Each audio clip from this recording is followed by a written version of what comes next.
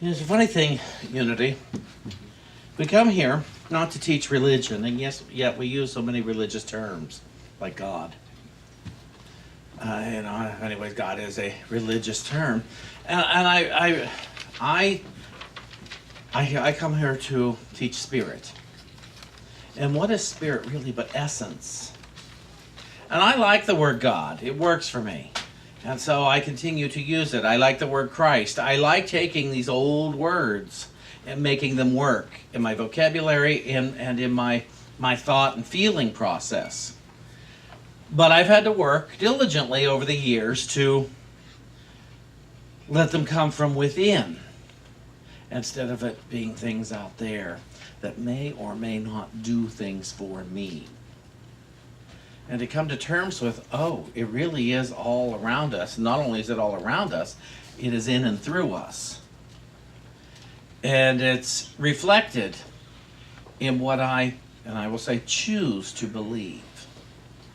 And it's, this is what I believe. And it's like, well, it's still a choice. And how do I know that? Because our beliefs have changed. Nobody here believes all the same things they used to believe. So it's not like we're bound to old beliefs. We are not bound to any limiting thoughts. But sometimes we have to wake up and realize, oh, it's not something else that has been holding me back. It's me who's been holding me back with my old thoughts and beliefs and my fears of moving out of those. I was speaking with a group, I think it was Friday, and I said one of the hardest parts about healing is giving up our false identity. Giving up who we are not. Because then, who or what will I be? And here's the funny thing, you'll be nobody. But what many of us associate that to be is I'll be nothing. I am not no thing. But it's great if I am nobody. If I am not limited to the objectification I give to myself and to give to that I bestow upon all of you. You're welcome. Imagine that you are not limited to any of my objectification. And I am not limited by any of your objectification. And I'm not limited by my own objectification. Do we know what objectification means? It means turning one another or ourselves into an object. Into the chair. I like the chair as long as it's pretty and holds me up. And if it doesn't, I hate the chair. Look what that chair did to me. It collapsed. It got a hole in it. It wore out. Oh, bad chair. And it's kind of like we treat our bodies. I love my body when it's serving me well. And when it falls apart, it doesn't hold me up. Oh, bad Shawn. As if I am my body. And of course, I'm so much more than my body. And my body's gotten much bigger, so you can imagine how big I am. But the I am of me was enormous 100 pounds ago. And yes, I did weigh 100 pounds less in early adulthood. And I was huge at that point. And so huge, it disturbed people. And I allowed myself to be affected by some of that disturbance. Instead of spurring me forth, I retreated. And I didn't have to do that. See, I thought back then that God is here, God's not here, God's here, God's not here, God's here. Now, I didn't think that consciously, but that's how I treated life, and it's somehow how I still treat life. God's here, God's not here, God's here, God's not here. Oh, I'm treated well. Oh, look how wonderful God is. Oh, David was not treated well. Look, there's an absence of God. I'm not treated well, the weather, whatever. There's an absence of God.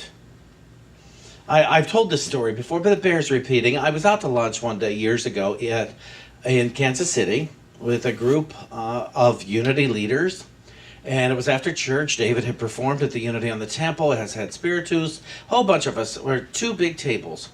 And I'm at this one table with a particular leader. I'm not going to say her name right now. Hey. And she's watching, I'm sure. I actually like this person a lot. But she was talking about just coming back from Paris. And she said, well, here we are in these waiting rooms that are right next to each other, waiting areas, and they're both flights from Paris to America. And there was my flight, and on the other flight was the shoe bomber. That's how good God is. And I said, are you telling me God was a creep on the one with the shoe bomber? Are you telling me God was absent? What are you saying? And she went, oh. We're here in Unity. We're seeing God is everywhere, and you're saying God is here when I like it, when I'm safe and protected, and God is not here. Another famous minister, not in the Unity movement, but put in his book that I read before I threw the book away, but he was talking about, one day he's on an airplane, and he's talking about being right with God, which I know was last week's talk, but this is another part of it. And he was saying that suddenly the flight attendant came up to him and said, we have an extra seat in first class. Would you like to sit there? And he said, and that's how I knew I was right with God. And I thought, really? So the person next to you was somehow absent from the good of God? Everybody else and coach was not right with God, and you were? We cannot afford that dualistic behavior. That day was just his day to get to sit in first class, which I do recommend. It's much more comfortable. I'm not saying everybody in coach is less than worthy of the kingdom. I wish they used to make a plane, the Midwest Express, that the entire plane was first class seating. It was lovely. It was just lovely, and it was inexpensive. I miss them. I miss them a lot. But to not, it's okay to want to be comfortable and luxurious and fun and wealthy and all that stuff, as long as you, how's it going there? I'm sure no one sees you, don't worry about it.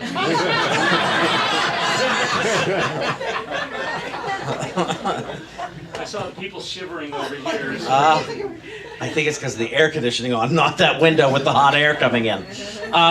Anyway. So it's okay. It's so okay to be uncomfortable. It's so okay. I was talking with a friend today, and I said, here's the deal. Someone I mentor.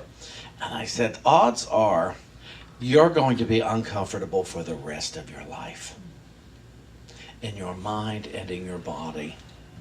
So you might as well go ahead and accept it and quit thinking you have to do something to stop the discomfort. Let the discomfort spur you on into greater things instead of panicking and that there is something wrong with you because you are uncomfortable. And he relaxed. I could actually feel him relax on the phone because his discomfort was seen. It was witnessed. And I said, and here's the deal. When I was at that stage of my healing, I was just as uncomfortable. And now I'm at this stage of my healing, which is about 26 years, so 24 years more. And I said, and I'm still uncomfortable. But I know more of what to do with the discomfort than I did. I used to panic when I was uncomfortable. And then one day I learned, don't panic over the panic. This will pass. Now I want to read something.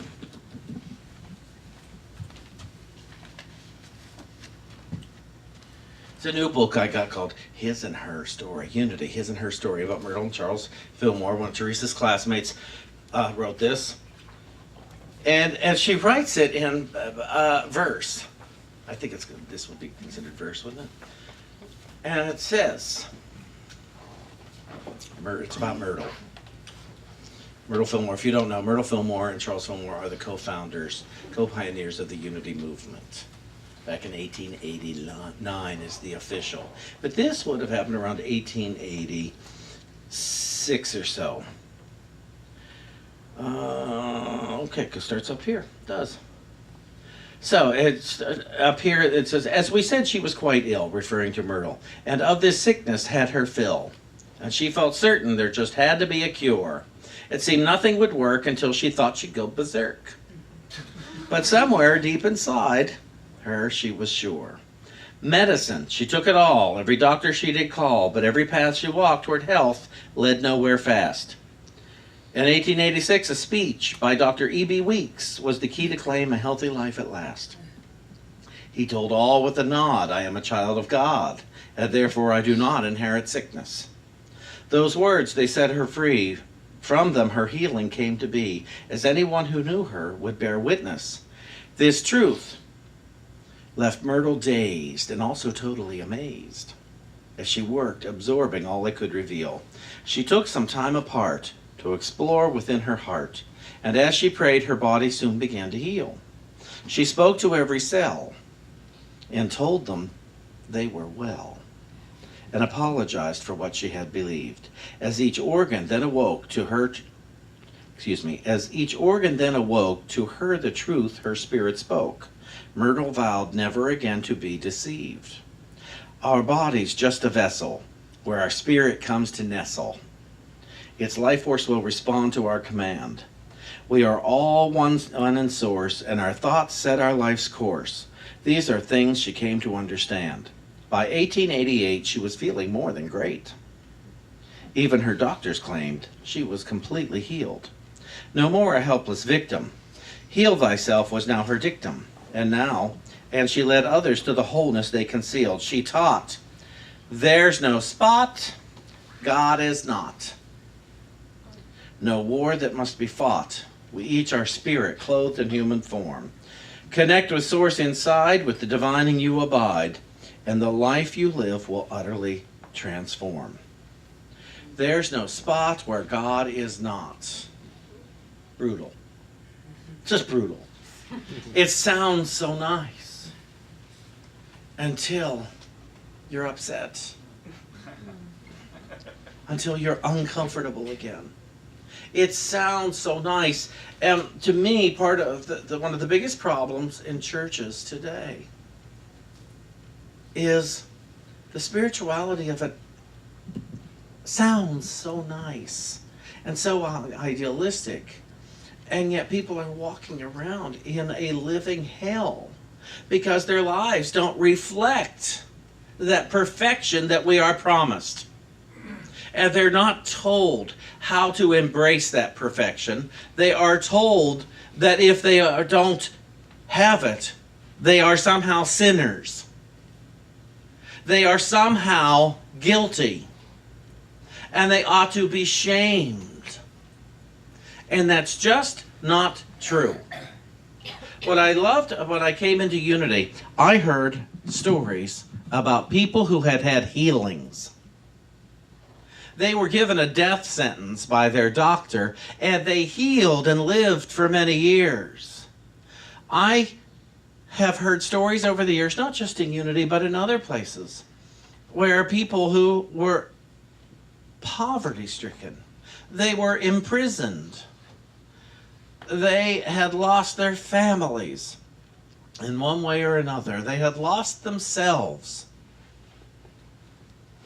And then everything started to change one day when they made a new choice.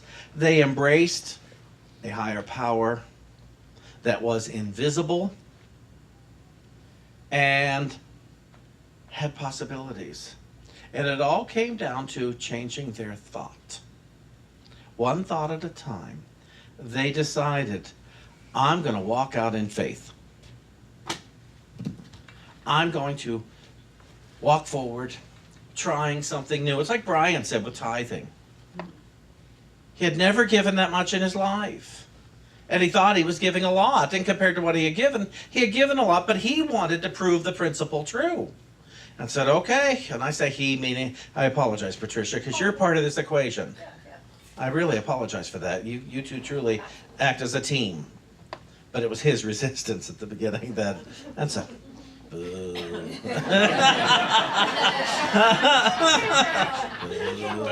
And now, yay!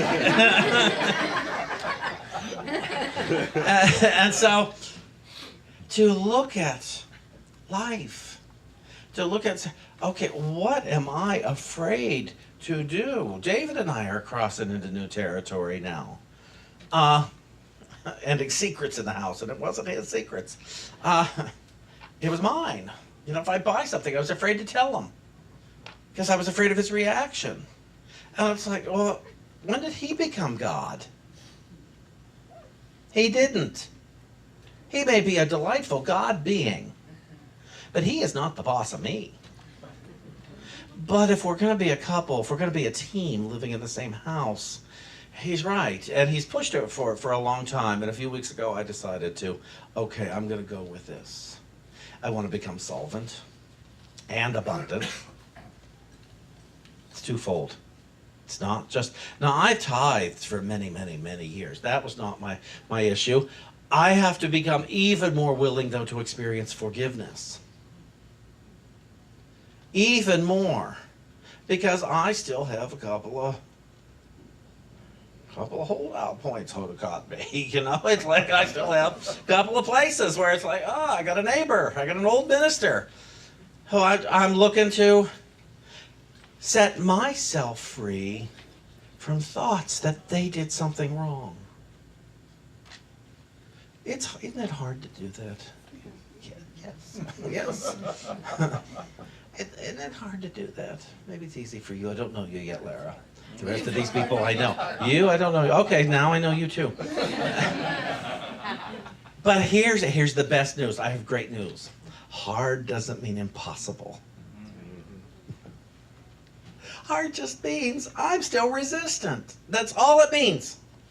It just means I still have resistance. That's what makes something hard. I have plenty of exercised muscles.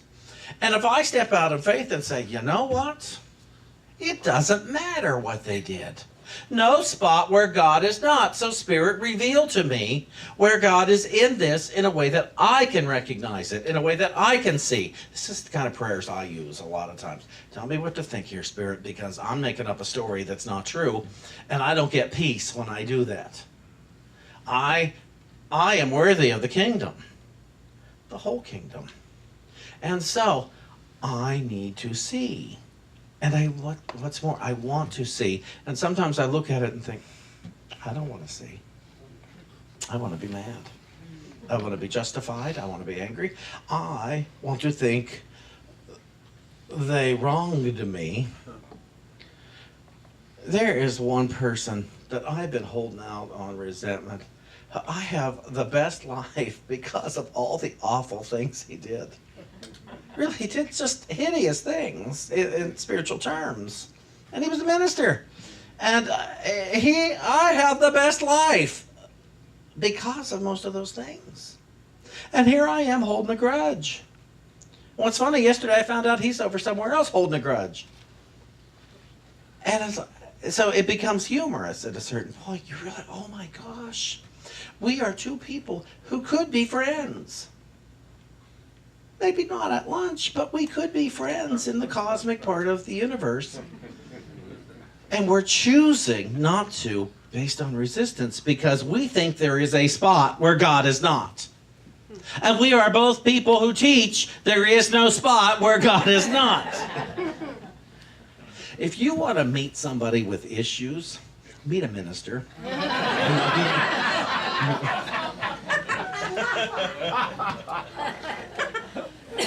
Yeah, it's true. And so to wake up today, this is my good news. The good news I have received and I'm passing along is my thinking isn't necessarily true if I am basing my thinking on self-reliance rather than spirit reliance. If I am declared, I am offended, well, so what? I'm offended because I said so, not because somebody did an offensive thing. And I do get it. We have social manners that hopefully we are applying, and social niceties that we are embracing in the universe. But even someone who isn't is not less worthy of the kingdom. David's going to be doing a talk here in a couple of weeks, the Sunday after Easter, called Empathy in Unity. Coming to understand there is more to this than meets the eye. And while we ought not feel sorry for each other, because that won't help any of us, we ought to see what one another is going through in our process of awakening. And pray, what is our part in serving each other? What is my part in serving? And I've been given some answers sometimes that surprised me. And I'm so glad I do not have the God of guilt that tells me I should be over here serving where I absolutely don't want to. And I'm hearing the voice that says, that's not your place, Shawn. That's not what you're there to do. You're there to love them, and here's how you will love them the best. And it's like, oh, and then I'll feel guilty, but I'm not doing what somebody else would do. And it's like, but that's not your job to do what somebody else would do. And you must remember that each being has their own higher power. Each being everywhere. There's not one of us that God is absent from or hiding from. Not a single one of us. But while we are all here in these bodies, we're all going through a process. And we have pain while we are in these bodies. And we struggle while we are in these bodies. But I'm quite certain that the only cause of suffering is the resistance to our experiences while we are in these bodies. Some of us keep ourselves very poor because we are afraid to step out to where God is, even though there's no spot where God is not. So I think God is not here, and if I could just get there, God would be there. And then you get there and say, still uncomfortable. God must be over here. Oh, rats. Let me try here. And it's like, oh, well, I thought there's no spot where God is not. How come I can't feel God? And it's like, because you're not inviting God into your mind. You're not inviting God into your thinking. You're busy telling God what's wrong. And you're not asking what's right. How am I loved, God? Show me how I am loved in a way that I could not fail to see. Show me how my neighbor is loved in a way that I could not fail to see. Show me how the universe is loved in a way that I could not fail to see. And even if I should falter in my beliefs, in my thinking, I am still willing that my neighbor see while I am resisting. Imagine that you would become willing, that your neighbor be happy even while you are forgetting to be happy. Imagine all the good that is taking place all the time and is being overlooked just because I'm choosing to forget. All the fights we have, all the disagreements we have, because I'm afraid. All the freedom I'm missing out on, freedom to be joyful, freedom to run and laugh and play, because I'm holding on to this one little thing. Whatever this one little thing is, I cannot be happy until this one little thing goes away or never has happened. Rather than saying, Spirit, show me this one little thing in truth. Show me how it could serve me and everyone in being joy-filled, in being generous, in being well. Those of you who have had ailments, could you imagine being completely free of them? Be honest. Would you go looking for them again? If they left your life, would you go searching for, wait a minute, where did it go? Who am I without that? Who am I? Who am I without this ailment or this ailment or this ailment or this ailment? Who am I without my house? Who am I if I didn't have my job? Who am I if I didn't have my money? Who am I if I didn't have my relationship? Who am I if I didn't have this body? Who am I if I didn't know the people I'm nobody. Same as I am with all of it. I think we must quit creating a false identity where we think God is not. I think we must quit creating a false identity where we think God is not. I'm not enough if I don't do this. I'm not enough if I don't think this. I'm not enough if I don't have this. And sadly, a lot of it is, I'm not enough if I don't have the things that I don't like. I'm not enough if I don't have this pain. I'm not enough.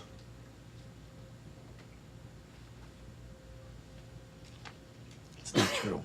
It's just not true. I've always been enough. I could not be enough. I've always been loved. I could not be loved. My neighbor has always been loved and could not be loved. Every brother and sister I have in the entire universe has always been loved and could not be loved. I don't know why people go through what they go through. And it's not a matter of inflicting guilt or shame on them. I don't know their journey. And it is arrogant of me to think I do. I must be of service if called upon to love. But next time you're called upon to love, go within and ask, what is the best way to love this being? Don't decide out of pity. Don't decide out of guilt or shame. Don't decide, I have so much and they have so little. You don't know what they have. They have as much love as you have. They may not have as much awareness of it, but they have as much love as you have. And so, to get quiet, let's say, Spirit, how may I be of service? What is the best way to show love today? Is it to give something or is it to withhold something? We just don't know. I'm going to read one last thing. It comes from the Holy Spirit's interpretation of the New Testament. And it's about God within. And it's the book of John, chapter 14. And it says here, one will is one will, without an element of separateness. I am within God and my God is within me. Means there is no difference between us and no part of us that is not the same. I am the way and the truth and the life means all reality is within me, and I am in all reality. What I am, you are also. I am within God, and God is within me. I am within you, and you are within me. You are within God, and God is within you. There is no difference among us. We are complete and the same. Reality is within us, and we are reality. Within you, there is a voice that speaks of truth. This voice is the Comforter, because it speaks of what you are. It does not speak of how you have behaved. It speaks of what you are. You are comforted by this voice because you recognize the truth that it speaks. And you desire to know the truth again. This is the call of your heart. To know itself within its reality and to let go of what it is not, that it may know only that which it is. Any belief in separateness is a denial of the truth. But a denial of the truth does not change the truth of what you are. I am always with you because I cannot be separate from you. And you cannot be separate from me. Where you go, I go, and so I am there also. I am in all that you see, waiting only for your decision to see me. that you may know my joy for knowing that I am you. So today, let's accept there is no spot where God is not. There is no spot where love is not. There is no spot where wisdom is not. There is no spot where good is not. There is no spot where I am not. So it is. Amen.